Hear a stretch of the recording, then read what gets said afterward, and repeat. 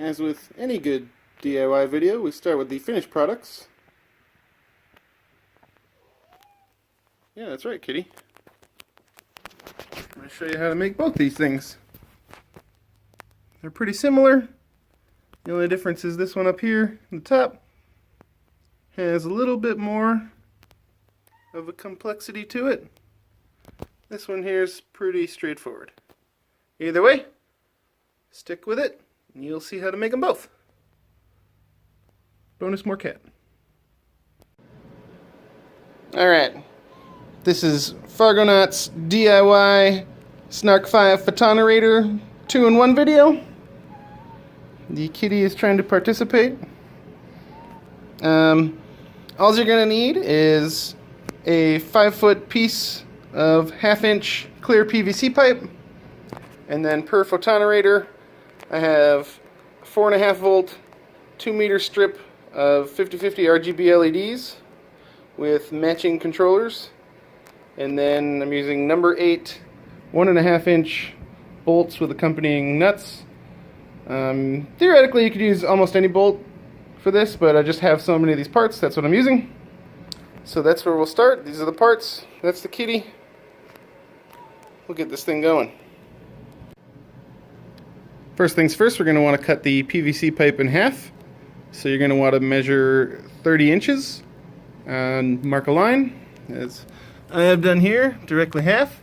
The other thing you're going to want to do is measure 8.5 inches up from each side and put a line. That's going to be our pilot hole for the battery box and the data connection cable. The other bit of prep work you want to do is you want to take your battery box, take the cover off, and then you're going to want to remove one of these battery walls here. I usually like my switches to be at the top, so I'm going to remove this bottom one. And it's pretty straightforward. It's kind of flimsy plastic. I just kind of get in there, crimp a couple bits, and just kind of get them out of there, because that's where we're going to put our hole for the screw that holds the whole thing to the PVC pipe. So there you can see, it's just that easy. Alright, so I'm out here in my garage. I don't have a fancy saw, so I'm just going to hacksaw this guy right in half. It's pretty quick, this stuff cuts really easy. Oop.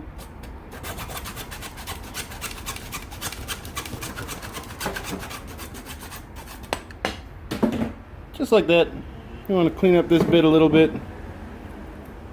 Not much to it. Pick off the little plastic ends. Here we're going to drill the hole for the power box to connect to with the bolt. I'm using a 5/32 bit, but again, you should just use whatever bit corresponds to your preferred bolt.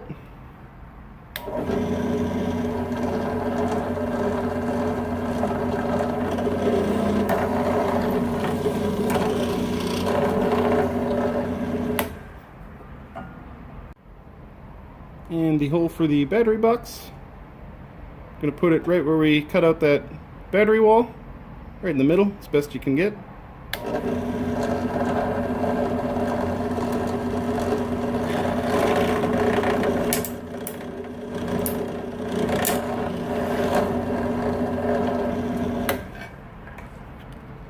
These are a little cheaper plastic, so it cracked a little, but that's okay. Next we're going to drill 2 5/16 holes adjacent to the hole where the battery box will go. Essentially the pin will go through here, your box will be sitting on top. We're going to put the hole here so we can pull the data cable from the LEDs right next to the controller, which will attach. So you want to do that.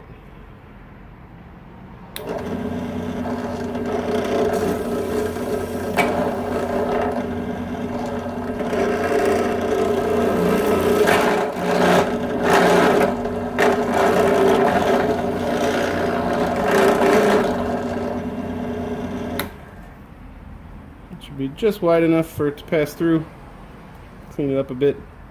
You can Dremel this or get the hole as long as it's wide enough for the cable to fit through, but when you Dremel these things it makes debris everywhere. Plus I have the drill press, it's just easier to use a drill, I think. Now we're ready to assemble.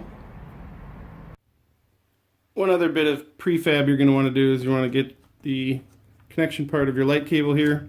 We're going to want to remove this just because it's extraneous. I always put it back onto the little tape, but to get it installed into the PVC pipe, this is just easier to do. So usually you can just push them back, expose the wires there, and I just use a little box knife to cut it off. Oops, slippery. Want to be careful when you're using a knife. Obviously, you don't want to cut yourself or anybody else, unless you're insane or mean or insanely mean. So yeah, there, like that.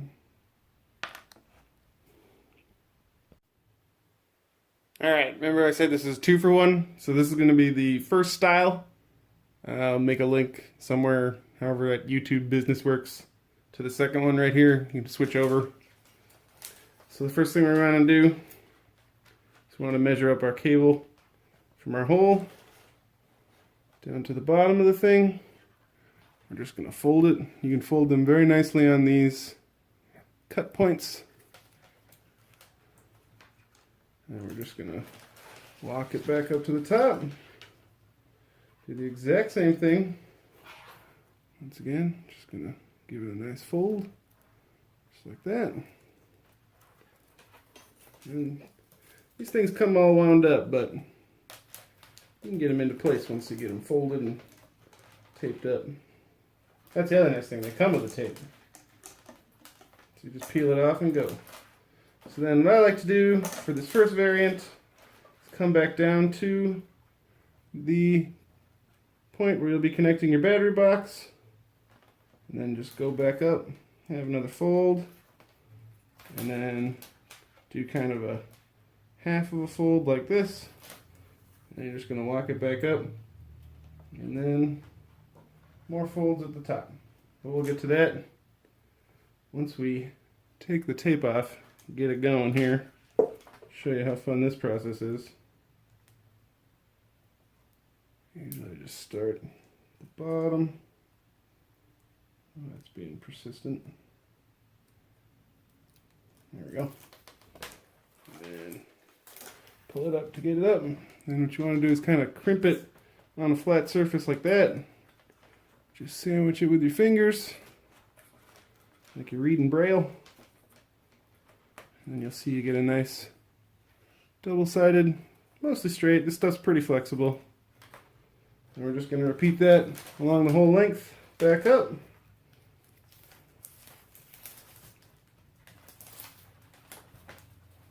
And as we walk it down over here, crimp it as we take the tape off, that way you don't have to hassle with sticky stuff everywhere, unless that's your thing. Be my guest. Go ahead and ruin whatever it is you're working on and with. That is not my bag, so I'm not going to do that. And once we get down to, again, you want to keep, if you already did the folds, you know exactly the measure. So here, this gets stuck, that's fun. Once we get down to, jeez, come on now. Once we get it down to there, we're going to fold.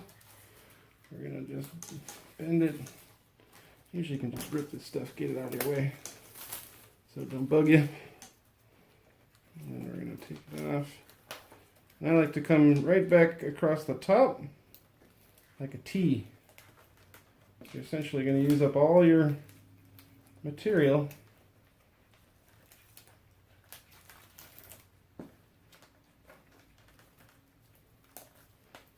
It's good to use everything you have because waste is bad.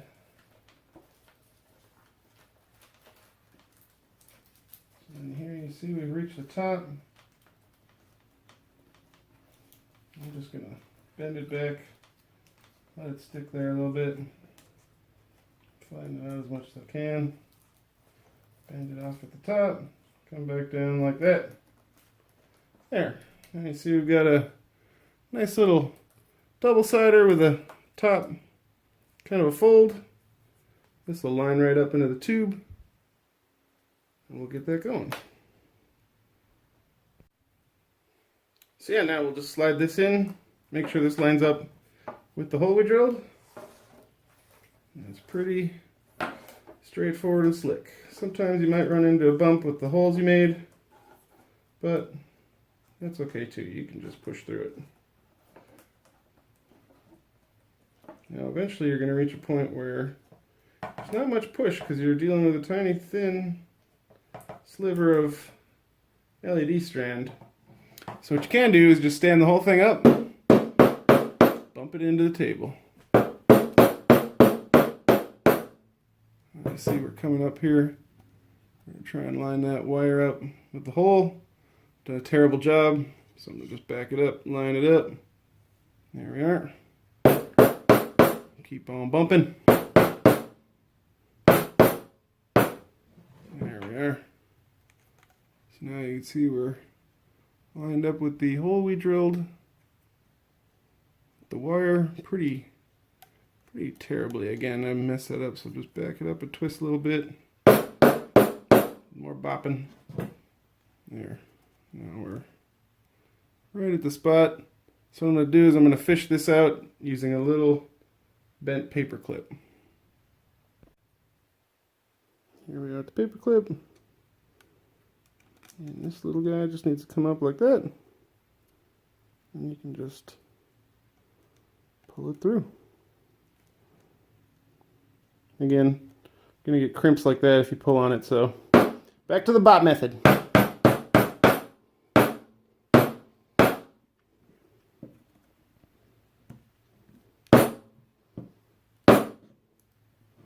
Here we are. Got the whole thing in there. Nice and solid.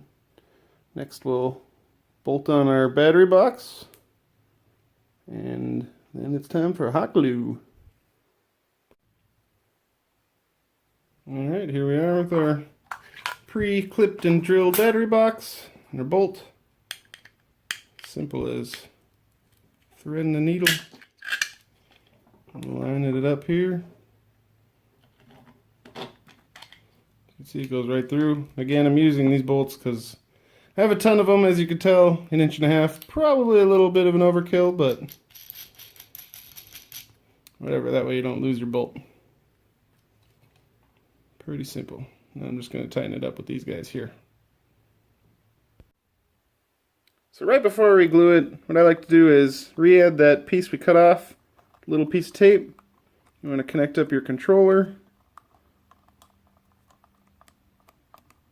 Just so you know, these usually come labeled. Triangle there means power. Obviously RGB are your data cables from the controller. And then add a little piece of tape to hold this guy together. Then we'll glue it up. Got it taped to the microcontroller. And we're just going to add a slip of hot glue.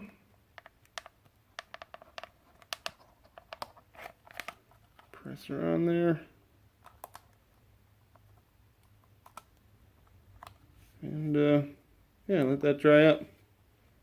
Next we'll cap off the ends. A little hot glue.